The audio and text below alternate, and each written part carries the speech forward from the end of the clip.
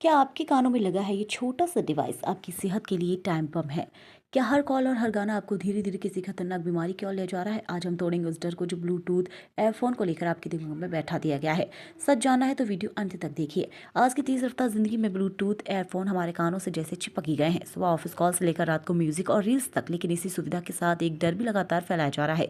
Social media पर कहा जा रहा है कि ब्लूटूथ एयरफोन से निकलने वाला रेडिएशन कैंसर का कारण बन सकता है। कुछ लोग तो इसे सिर के पास माइक्रोवेव रखने तक से तुलना कर रहे हैं। सवाल यह है कि क्या वाकई आपके कानों में लगा एक छोटा सा ईयरबड आपकी सेहत के लिए इतना खतरनाक है या फिर सिर्फ एक अफवाह है? चलिए इसे आसान भाषा में समझते हैं। सबसे पहले रेडिएशन की बात करते हैं। ब्लूटूथ एयरफोन जिस रेडिएशन का इस्तेमाल करते हैं उसे नॉन आयोनाइजिंग टेक आयोनाइजिंग रेडिएशन कहा जाता है। इसका मतलब यह है कि रेडिएशन डीएनए को नुकसान पहुंचाने में सक्षम नहीं माना जाता। यही वो अहम पॉइंट है जिसे अक्सर डर फैलाने वाली वीडियो पोस्ट नजरअंदाज कर देते हैं। कैंसर आमतौर पर उस रेडिएशन से जुड़ा होता है जो कोशिकाओं की डीएनए को तोड़ सके।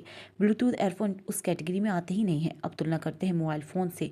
रिसर्च के मुताबिक ब्लूटूथ एयरफोन से निकलने वाले रेडिएशन मोबाइल फोन की तुलना में कई गुना कम होता है। कुछ आंकड़े बताते हैं कि रेडिएशन 10 गुना से लेकर 400 गुना तक कम हो सकता है। आप सोचिए, अगर मोबाइल फोन के लंबे इस्तेमाल से भी इंसानों में कैंसर का कोई ठोस और सीधा सबूत नहीं मिला है तो ब्लूटूथ एयरफोन से खतरा कितना कम होगा। जो इन स्टडीज का हवाला देकर डर फैलाया जाता है उनमें सबसे ज्यादा चर्चा की रिसर्च की होती है जिसमें चूहों पर रेडियो फ्रिक्वेंसी रेडिएशन का असर देखा गया था। इस स्टडी में नर चूहों में एक खास तरह के हार्ट ट्यूमर के मामलों में हल्की बढ़ोतरी की गई थी। लेकिन यहाँ दो बातें बहुत जरूरी हैं। पहली ये कि यहाँ असर मादा चूहों में नहीं दिखा। दूसरी और सबसे अहम बात यह है कि चूहों को दी गई रेडिएशन की मात्रा और समय आम इंसान के रोजमर्रा के मोबाइल या एयरफोन इस्तेमाल से बिल्कुल अलग था। बाद में रिसर्च की समीक्षा की गई और साफ कहा गया कि इसके आधार पर इंसानों में कैंसर और रेडिएशन के बीच सीधा संबंध साबित नहीं किया जा सकता है।